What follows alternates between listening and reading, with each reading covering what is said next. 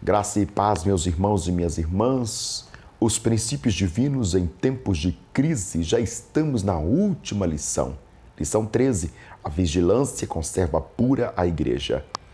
Terceiro trimestre de 2020, que tem por texto base Mateus capítulo 25, verso 1 ao 13.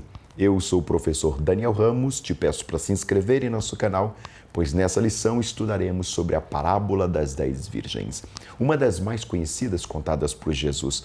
Faremos algumas considerações importantes para a melhor compreensão de sua mensagem e também destacaremos os principais elementos desta narrativa e seus significados. Por fim, veremos sobre a necessidade de vigilância para a conservação da pureza da igreja. Vamos lá? A parábola das 10 virgens. A parábola das 10 virgens é uma das narrativas exclusivas do Evangelho escrito por Mateus. Bom, sendo também uma das denominadas parábolas do reino, veremos aqui algumas informações adicionais sobre esta tão conhecida parábola. Primeiro, motivação da parábola. Como se tem visto, Jesus sempre contou parábolas, motivado por circunstâncias específicas, como a gente vai ver lá em Lucas 10, 29 e 30, o 15 do 1 ao 3. Nesta, da 10 virgens, como podemos ver também, não foi diferente. O mestre tinha feito referência à destruição futura do templo de Jerusalém. Abre aspas. Jesus, porém, lhes disse: não vedes tudo isso? Em verdade vos digo que não ficará aqui pedra sobre pedra que não seja derrubada. Mateus 24, verso 2. E após tal pronunciamento, estando ele no Monte das Oliveiras, Mateus 24, verso 3, parte A, seus discípulos o encontraram em particular, fazendo uma tríplice pergunta. Abre aspas. Dizemos quando serão essas coisas? E que sinal haverá da tua vinda e no fim do mundo? Mateus 24, verso 3, parte B. Diante disso, segue-se uma série de ensinos com vistas a responder tal indagação em Mateus capítulo 24, do 4 ao 51.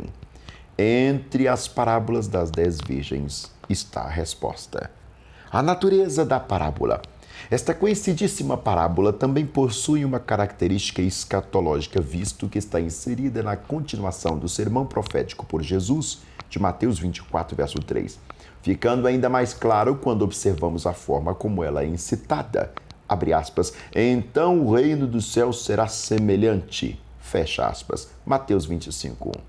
E qual o propósito da parábola? Mais uma vez, o mestre utiliza uma experiência típica dos costumes tradicionais da época para ensinar uma grande lição aos seus discípulos, a necessidade de que se está em vigilância para a volta de Cristo. Abre aspas. Vigiai, pois não sabeis o dia e nem a hora em que o Filho do Homem há de vir. Mateus 25, 13. A parábola implica lições de prevenção para que ninguém seja tomado de surpresa quando o esposo chegar. O caráter dessa parábola tem um sentido profético, pois Jesus deixa bem claro sobre sua vinda, ou melhor dizendo, a sua volta, e a necessidade de estarmos preparados para este momento glorioso. Abre aspas. E tendo elas ido comprá-lo, chegou o esposo, e as que estavam preparadas entravam com ele para as bodas. Mateus 25, 10, parte A. A preparação é essencial, pois vem o tempo quando já não será possível preparar-se, pois a porta estará fechada. É o verso 10, parte B. Vamos trabalhar agora os elementos da parábola, uma figura da vigilância espiritual. Bom, na maioria das vezes, o Senhor Jesus se utilizou de experiências de vida rural, como em Marcos 4, verso 1 a 9, da vida pesqueira, Mateus 13, 47 a 50, da vida política e religiosa, de Lucas 28, 9 e 14, como também da vida social, de Mateus 18, 21 ao 35, para servir de base para suas parábolas. Nesta feita, ele faz alusão à celebração relacionada a um casamento. Notemos alguns elementos dessa narrativa. Primeiro, as 10 virgens. Jesus faz referência às damas de honra do cortejo nupcial. A noiva espera na casa de seus pais pelo noivo, que a buscará para seu lar. Junto dela, suas damas de companhia esperam pela chegada do noivo. Salmo 45, versos 14 e 15. Porém, porque havia exatamente 10 moças, não sabemos. Poderia ser este o costume? Ou 10 pode simplesmente ser um número redondo e alude à ideia da inteireza? Elas possuíam algumas coisas em comum. Eram virgens, Mateus 25:1a. Tinham lâmpadas, Mateus 25:1b. Tinham o mesmo propósito, saírem ao encontro do noivo, Mateus 25:1c. E todas cochilaram, Mateus 25:5. Todas ouviram que o noivo se aproxima, Mateus 25, versos 6 e 7. Alguns explicam que as virgens representam membros professos da igreja à espera da volta de Cristo. Outros interpretam que elas representam os judeus convertidos remanescentes na tribulação. No entanto, o que se deve destacar é a exortação central da parábola, é a necessidade pessoal de estar preparado e em vigilância concomitante espiritual. Mateus 24:42, 25:13, Mateus 26:41 e Efésios 8:18. O porquê aplica-se a qualquer um dos grupos. As coisas que eu vos digo, digo-vos a todos, vigiai. Mateus 13:37. E o esposo? O noivo é a figura mais importante dessa parábola, visto que não se é feito em nenhum momento alguma menção da noiva, quer na indicação das intenção das 10 virgens, Mateus 25:1, quer no casamento, a ação, 25, verso 6, ou ainda a chegada da comitiva do casamento, 25, verso 10, ficando assim a presença da noiva implícita no texto. A que se refere o noivo, por certo, a pessoa de Cristo, que por vezes é assim identificado na Escritura. Aí você pode conferir Mateus 9:15, João 3:29, 2 Coríntios 11:2, Apocalipse 19:7. E as lâmpadas? Vamos falar sobre elas? No Oriente, por causa do calor, festeja seu casamento apenas à noite. Como do cortejo realizava-se neste horário, as moças precisavam ter lamparinas consigo. Suas lâmpadas, diferentes das usadas em casa, Mateus 5:15, pois eram próprias para o ar livre. Neste caso, eram simples vasilhas fixadas na ponta de um cabo que continham apenas uma pequena quantidade de azeite com um pavio ou retalho de pano de algum tipo. Existem indícios de que ardiam apenas 15 minutos.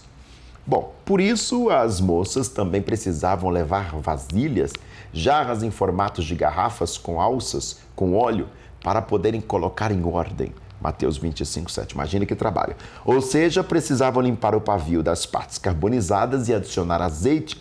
Para aquelas virgens, as suas lâmpadas acesas significavam orientação, pois mostravam o caminho para a casa do noivo no meio das densas trevas da noite. Semelhantemente, temos a lâmpada divina, a palavra de Deus, para nos guiar com exatidão no meio das trevas mortais e espirituais deste mundo. Salmo 119, verso 115. 2 Pedro 1, verso 19, perdão. E o azeite? Na lamparina daquele tempo cabia pouco óleo, por isso a jarra de azeite ficava sempre ao lado. Ela praticamente fazia parte da lâmpada. Era óbvio que precisava ser lavada ou levada por uma caminhada ou um tempo de espera mais longos. Quem não fazia era considerado desleixado, leviano ou até desorganizado. Foi precisamente nessa tolice que as 5 moças se tornaram culpadas. Mateus 25:13. 3. O azeite para as virgens foi, primeiro, imprescindível, Mateus 25, verso 8 e 10, insubstituível, Mateus 25, verso 9, e intransferível, Mateus 25, verso 7, o que aponta respectivamente para a preparação pessoal necessária para a participação das bodas. Bom, o que vamos dizer agora as características da igreja que vive em vigilância à luz das virgens, né?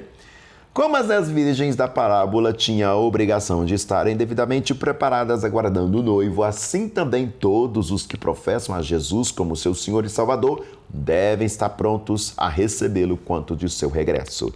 Vejamos quais as características que conservam uma igreja pura e vigilante à espera do Rei. Primeiro, uma igreja que vive em prudência. Diversas mensagens foram proferidas pelo Senhor Jesus e os seus discípulos com o intuito de destacar a importância de prudência. Aí você tem Mateus 24, 32, 33, 25, 1 ao 13, 24, 45 ao 17, 24, 37 ao 39, 24, 43 a 44, Lucas 12, 39 e 40, 1 Tessalonicenses 5, 2, 3, 2 Pedro 2, 10 e Apocalipse 3, 3. O ladrão não avisa a hora da noite em que vai arrombar a porta ou roubar uma casa. Do mesmo modo, o Senhor Jesus não vai avisar a hora em que ele virá buscar a sua amada igreja. Então, ele pede que vigiemos para não sermos pegos de surpresa. Abre aspas, porque assim como o relâmpago sai do Oriente e se mostra no Ocidente, assim será também a vinda do Filho do Homem. Mateus 24, 27. Isso significa que ninguém terá tempo extra para se preparar. Atentai-vos a Mateus capítulo 25, versos 10 e 11. Por isso, devemos vigiar. Uma igreja que vive em perseverança. É a segunda parte desse tópico. Paulo, ao referir-se à bendita esperança da igreja, aponta que devemos esperá-la com esperança e perseverança. Abre aspas, aguardando a bem-aventurança, aguardando a bem-aventurada esperança. Em Tito, capítulo 2, verso 13. O termo aguardado é a tradução da palavra prodesromai, que significa dar boas-vindas, esperar. E nesta forma verbal fica apontada uma contínua atitude de expectação que a cada dia nos motiva a vivermos melhor. Ao termos dessa esperança, ou seja, quando nós possuímos essa esperança gloriosa em vista, somos fortalecidos para continuarmos sendo pacientes, ou seja, perseverantes, como adverte o apóstolo, abre aspas. Sede, pois, irmãos, pacientes até a vinda do Senhor. Sede vós também pacientes, fortalecei os vossos corações, porque já a vinda do Senhor está próxima. Tiago, capítulo 5, versos 7 e 8. Terceiro, uma igreja que vive em anelo pela volta do Cristo. Isto, ansiosa, assim como em nossos dias toda noiva possui uma grande expectativa em relação ao dia do seu casamento, semelhantemente a igreja como noiva preparada. 2 Coríntios, capítulo 11, verso 2 e Apocalipse 19, verso 7, demonstra o seu desejo de encontrar-se com seu amado noivo que é Cristo. Abre aspas. E o Espírito e a noiva dizem, vem. E quem ouve, diga, vem. Apocalipse 22, 17. Aos que amam a vinda do Senhor, o apóstolo Paulo afirma que está garantida a coroa da justiça. Abre aspas. Desde agora, a coroa da justiça me está guardada, a qual o Senhor, justo juiz, me dará naquele dia, e não somente a mim, mas também a todos que amarem a sua vinda. 2 Timóteo 4:8. Quarto, uma igreja que vive em santidade. Jesus anunciou antecipadamente que os dias que antecedem a sua vida serão de extrema corrupção moral, comparando com o período antediluviano e a geração de Sodoma e Gomorra. Lembra lá de Mateus 24, 37 e Lucas 17, 28. Os apóstolos também fizeram a mesma afirmação. 2 Timóteo 3, do 1 ao 5, 2 Pedro 3, 3.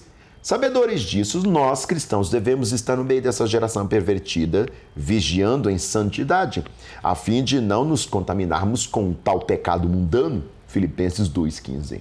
A santidade é tipificada na Bíblia como vestes. Apocalipse 19, verso 8 e verso 14. Por sua vez, a falta da santidade pode ser retratada como veste suja ou até mesmo nudez. Zacarias 3, 3, 4, Apocalipse 3, verso 18, capítulo 16, verso 15. A exortação bíblica é que devemos estar vestidos e com vestes limpas em todo o tempo. Eclesiastes 9, 8, Apocalipse 3, 4. Somente aqueles que estiverem vigilantes em santidade poderão desfrutar das bênçãos advindas à volta do Senhor. Abre aspas. Segui após com todos e a santificação, sem a qual ninguém verá o Senhor. Hebreus 12, 14. E podemos conferir também 1 Tessalonicenses 5, 23. E na conclusão desse texto belíssimo, essa lição maravilhosa, entendemos que a vinda de Cristo é uma gloriosa promessa para os que servem verdadeiramente. Diante dessa bendita promessa, irmão e irmã, devemos estar vigilantes, vivendo em santidade, esperando fervorosamente este glorioso dia em que estaremos definitivamente livres de todo sofrimento e mal e estaremos para sempre com o nosso amado Senhor Jesus Cristo. Aleluia! Eu quero que você se inscreva neste canal e não se esqueça de mim nas suas orações, porque eu sou carente de toda a intercessão da igreja. Eu agradeço muito a sua atenção nesse trimestre e assim encerramos a belíssima lição, os princípios divinos em tempos de crise. Vem aí o 4º trimestre, eu te aguardo, tanto na lição adulta quanto na lição dos jovens. Beijo no seu coração. Deus abençoe.